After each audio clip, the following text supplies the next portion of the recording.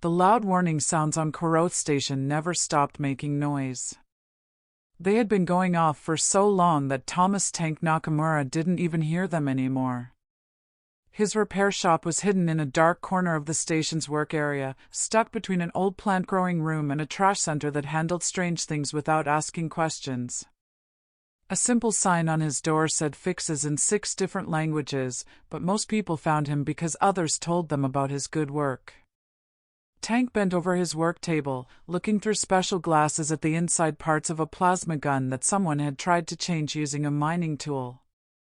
The damage was terrible, but Tank was known for fixing impossible things with old parts and lots of hard work. Whoever did this, he said to himself, carefully taking out a melted power piece, never learned to think before acting. His workshop looked like a bomb had gone off in a spaceship dump. Shelves covered every wall, filled with parts from military armor to old communication devices that had seen better days. Wires ran across the floor between different work areas, each one used for fixing different types of equipment. A half-taken-apart space engine sat on the main table, its strange energy field blinking dangerously in its temporary home. Tank's safety system made a soft sound, showing that someone was moving in the hallway outside. He looked at the time display and made a face. 3 in the morning was late even for Koroth Station. Most honest businesses had closed hours ago, leaving only the places that liked to work in the dark. The workshop door opened with a hissing sound, letting in a person wearing damaged battle armor that had clearly been in a recent fight. Burn marks covered the chest piece, and several areas showed hit damage that meant high-power weapons had been used. The helmet was still whole, but had stress cracks that showed near-miss explosions. "We're closed," Tank said without thinking, then saw how the person swayed slightly in the doorway. "Actually, forget that. You look like you need help." The armored visitor stepped inside, moving with the careful way of someone fighting tiredness and possible injury. When they spoke, the helmet's broken communication system made their voice sound like a machine with no clear gender. "I need fixes," they said simply. "And medical help if you give it." Tank put down his tools and pointed to a clear part of his work table. "I'm not a doctor, but I've helped enough soldiers to know the basics." "Combat armor, right?" "Recent action, very recent." Tank nodded, understanding the short answers of someone who'd learned not to give away information they didn't need to. On Koroth Station, being too curious could be dangerous for both the person asking and the person being asked. "Get up on the table and let me look," Tank said, gathering his armor repair tools. "Fair warning, I need to turn off your suit systems to reach the broken parts." The warrior waited for a moment, then did what Tank asked, sitting on the work table with movements that showed they were in serious pain. Tank turned on his testing scanner and made a low whistle at what it showed. "Somebody really wanted you dead," he said, studying the damage pattern. "This wasn't random fight mess. Someone with military-level weapons was trying to kill you specifically." "Part of the job," the warrior replied with what might have been dark humor. Tank began the careful work of reaching the armor's inside systems, his experienced hands moving through the complex mix of power lines and brain connections. The design was amazing, far more advanced than the standard equipment most hired fighters could afford. "Custom job?" he asked, admiring how well it was made. "Special needs?" "I can see that whoever designed this knew what they were doing. The power system alone must have cost more than most people see in a year." The warrior was quiet for a moment before answering. "Good equipment keeps you alive in dangerous situations." Tank carefully removed a damaged motor from the suit's left arm, noticing how the warrior's breathing got faster when he touched the connections. "Sorry, this part's going to hurt. The brain connection is partly fried." "Continue." As Tank worked, he found himself impressed by his patient's ability to handle pain. Most people would be complaining loudly about the discomfort of having their armor systems taken apart while they were still wearing it, but the warrior stayed perfectly still except for the occasional unwilling jerk when Tank hit a particularly sensitive connection. "So," Tank said, making conversation to distract from the repair work, "what brings you to this lovely corner of civilized space? Business or fun?" "Business. Always business. My line of work is problem-solving." Tank grinned despite himself. "Ah, one of those jobs. Well, you're in the right place. Koroth Station specializes in problems that need solving without official records." He took out another damaged part and began searching through his salvage boxes for a replacement that would work. The warrior watched his movements with clear interest, sometimes asking technical questions that showed surprisingly deep knowledge of advanced military systems. "You've done this before," the warrior observed as Tank performed the complex rewiring work. "Few times," Tank admitted. "Used to work for the Federation Engineering Corps before I got tired of building weapons for people who didn't understand what they were asking for. Now I fix things for people who actually need them fixed. Better job satisfaction if you don't mind the weird hours and questionable customers." The repair work continued through the long hours before dawn, Tank's careful hands slowly bringing the warrior's sophisticated armor systems back to life.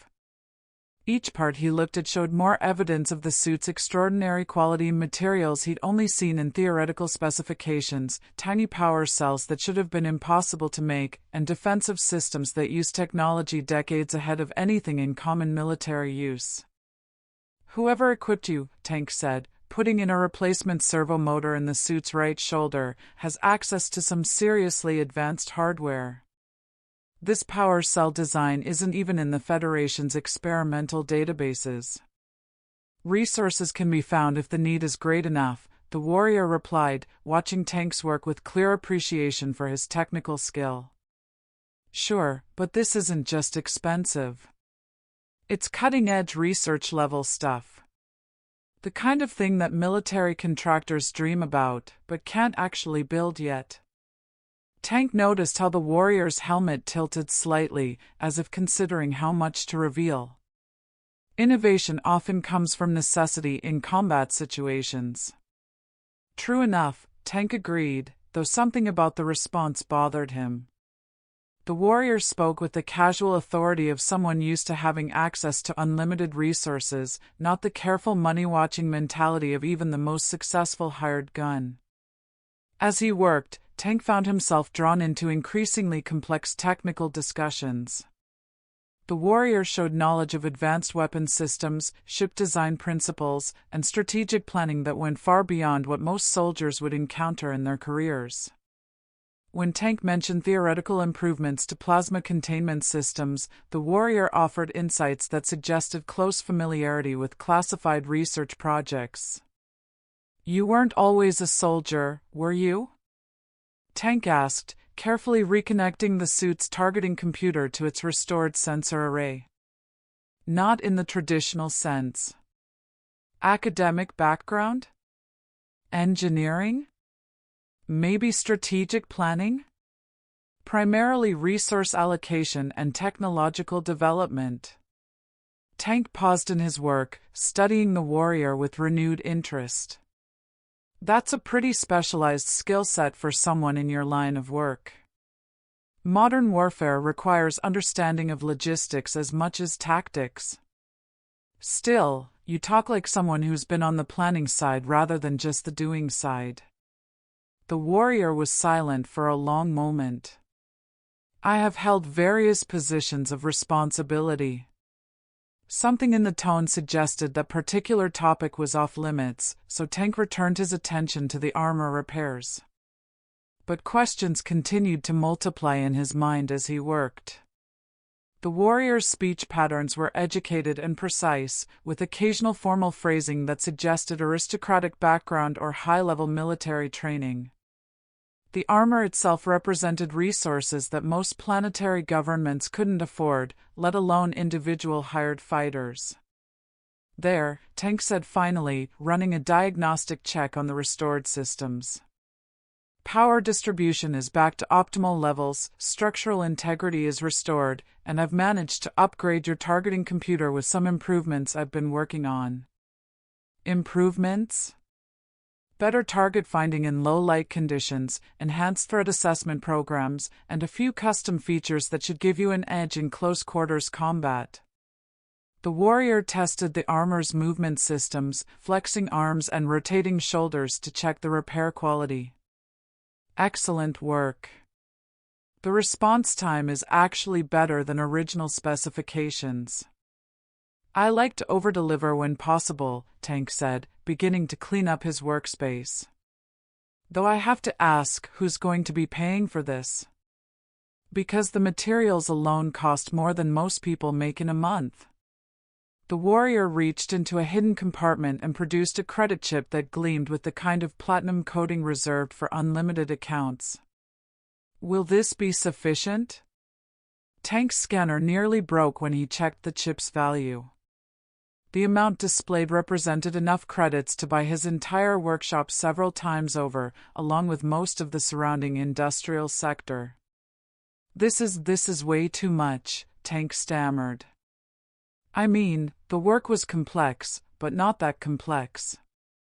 Consider the excess a bonus for discretion and quality of service. Look, I appreciate the generosity, but this kind of money draws attention.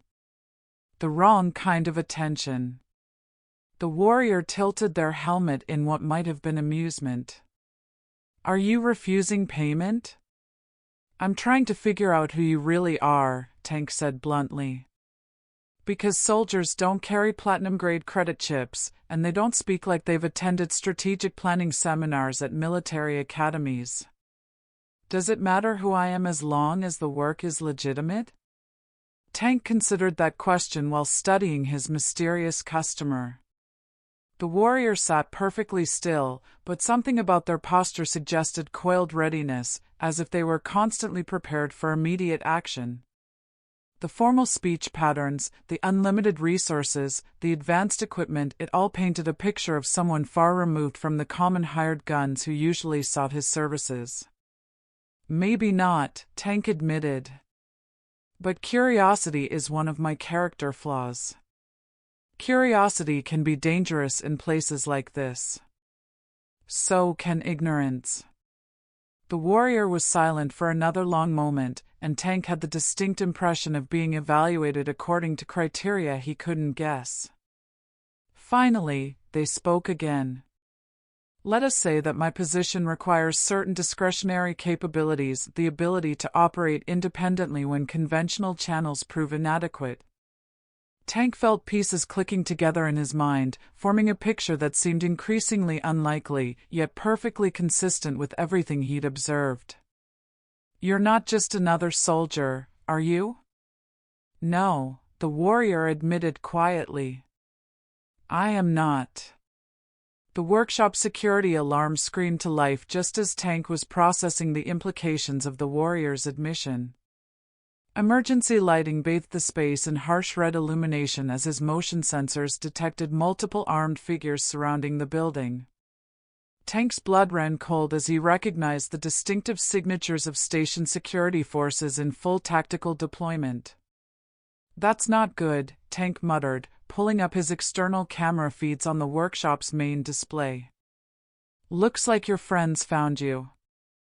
The warrior moved with fluid precision, rising from the work table and checking the newly repaired armor systems. How many? 2 squads, maybe more. They've got the building surrounded and they're carrying heavy weapons. This isn't a routine sweep. They're here for someone specific. You should surrender me, the warrior said matter-of-factly. There's no reason for you to become involved in this situation. Tank stared at the armored figure, genuinely surprised by the suggestion. Are you kidding? After spending all night fixing your gear? Besides, I don't know what you did, but station security doesn't deploy this kind of firepower for petty criminals. The charges against me are politically motivated. Political fugitive, huh? Tank began moving around the workshop, activating hidden defensive systems that most customers never suspected existed. Well, that explains the unlimited credit chip. The security forces began their approach, their movements visible on Tank's external monitors. The team leader spoke through an amplified communication system that echoed through the industrial sector. This is Station Security Command. We have authorization to search these premises for a wanted fugitive.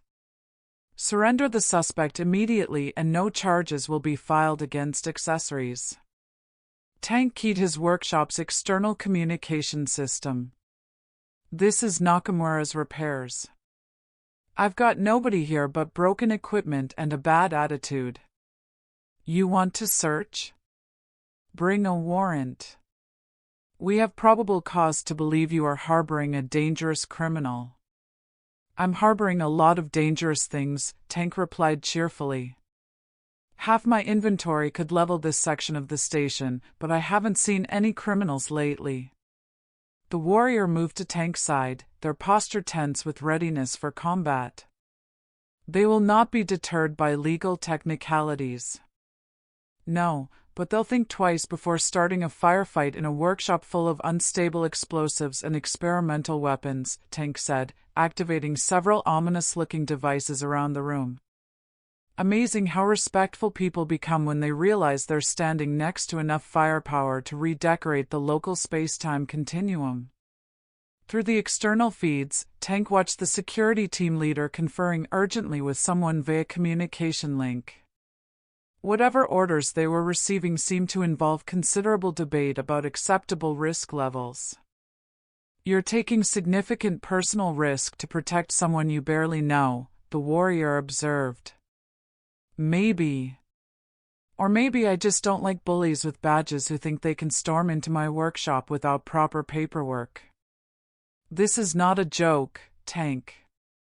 If they identify me, the consequences will extend far beyond this station.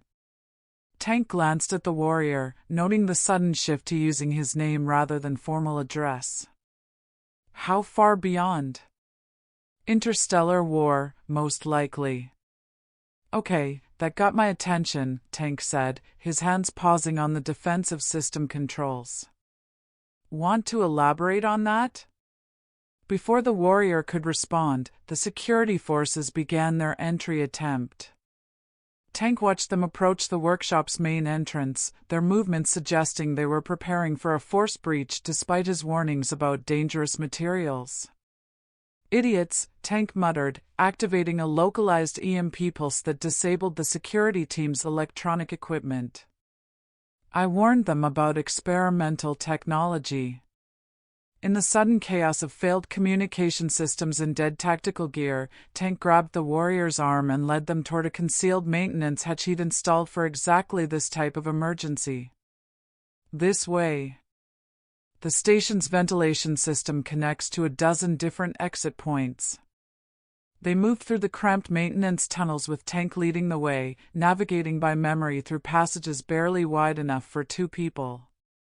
Behind them, angry voices echoed from the workshop as the security team discovered their quarry had vanished.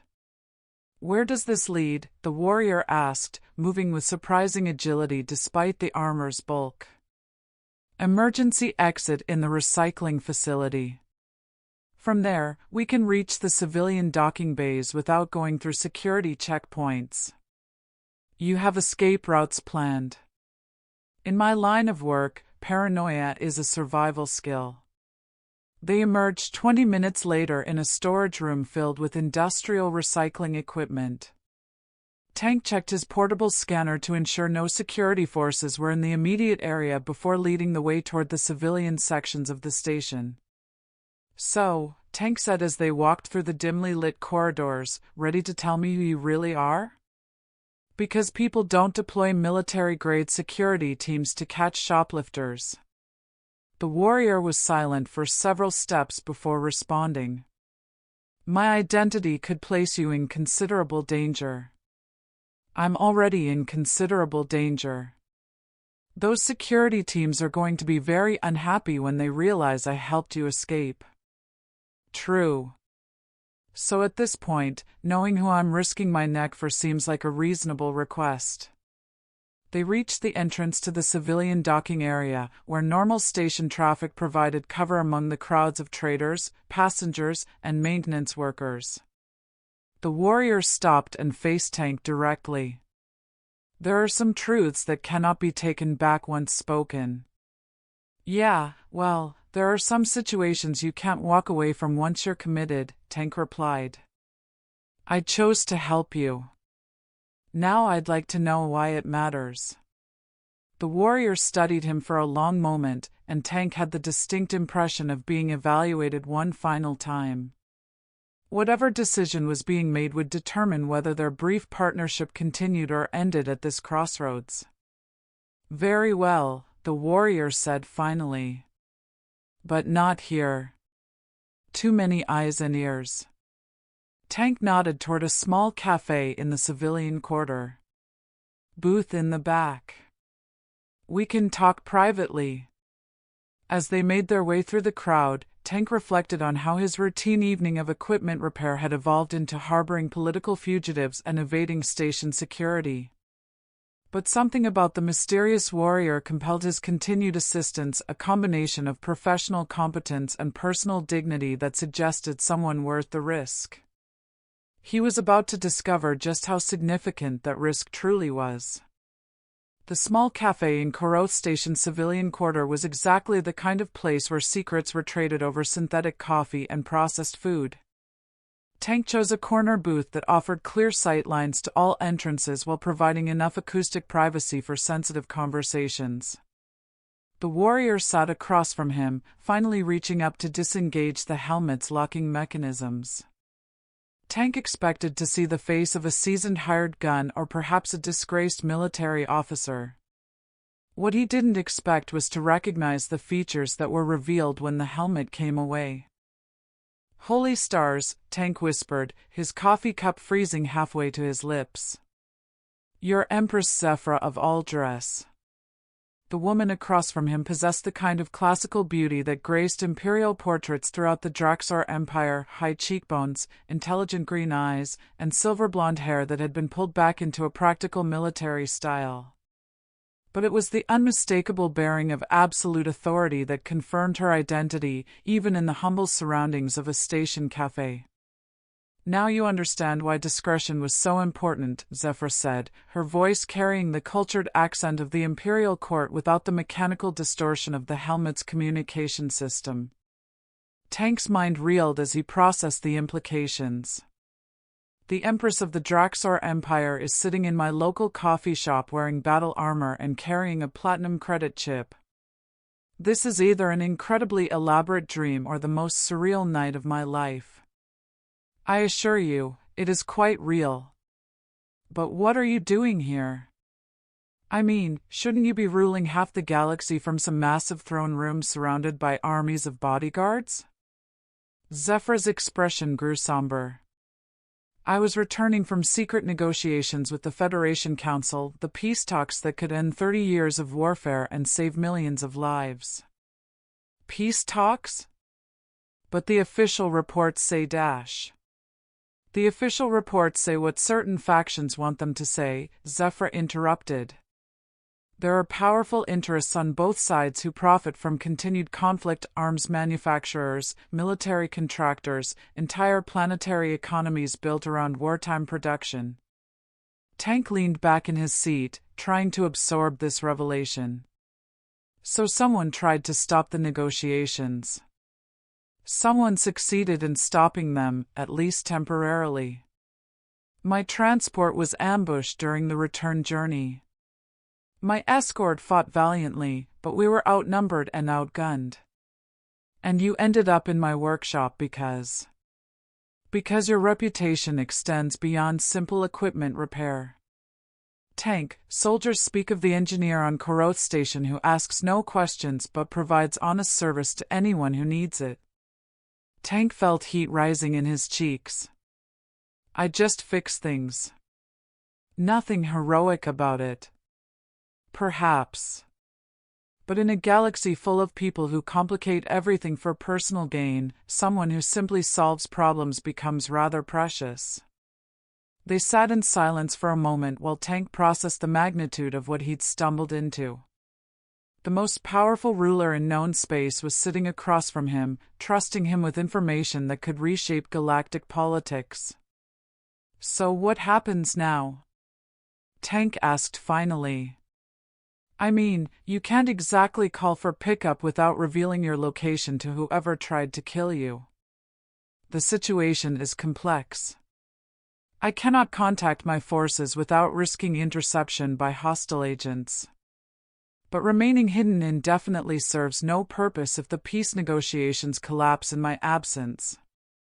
Tank studied her face, noting the exhaustion that royal training couldn't entirely conceal. "How long have you been trying to end this war?" 3 years of official negotiations, 7 years of preliminary contacts, a lifetime of watching young people die for causes they barely understand. That's a heavy burden for anyone to carry. It is the burden I was born to carry. But I confess, Tank, there are times when I envy people like you. People like me? People who can make a real difference in individual lives without having to navigate the political calculations that govern every decision I make. Tank laughed, surprising himself with the sound. "Your Majesty, with all due respect, you're talking to someone who fixes broken equipment for a living. You command star fleets and make decisions that affect billions of people. And yet, which of us has actually helped someone tonight?" The question caught Tank off guard. "You're the one trying to end a war. I am trying to manipulate political forces to achieve a desired outcome. You saw someone who needed help and provided it without calculating the political ramifications or personal benefit." Tank considered that perspective while studying the woman across from him. Stripped of imperial regalia and formal protocol, Empress Zephyr seemed almost human, brilliant, dedicated, and profoundly lonely in ways that unlimited power couldn't address. "So what do you need?" Tank asked. "I mean, realistically, what can I do to help? You have already done more than you know. But if you are willing..." Zephyr paused, seeming to weigh her words carefully.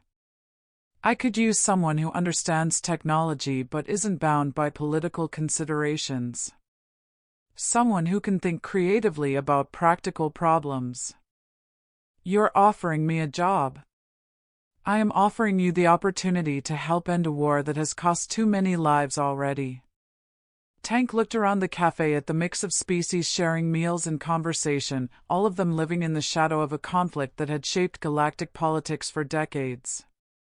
The choice before him was simple in concept but staggering in implications. "If I say yes," he said slowly, "my life changes completely, doesn't it?" "Yes."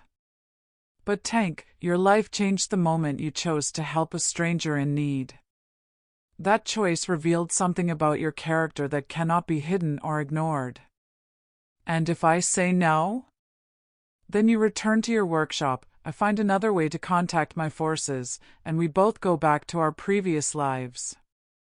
No judgment, no consequences." Tank thought about his cluttered workshop, his steady stream of customers with broken equipment and complicated problems, the satisfaction of making things work that had been given up for lost. Then he thought about the war that had been raging since before he was born, and the possibility that his skills might contribute to ending it. "Your Majesty," he said finally, "I think you just hired yourself an engineer." Zephyr's smile transformed her face in a way that made Tank understand why entire star systems had chosen to follow her leadership.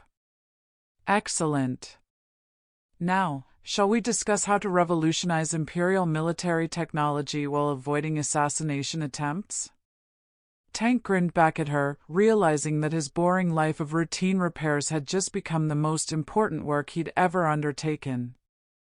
"That," he said, "sounds like the kind of technical challenge I've been waiting for my whole career."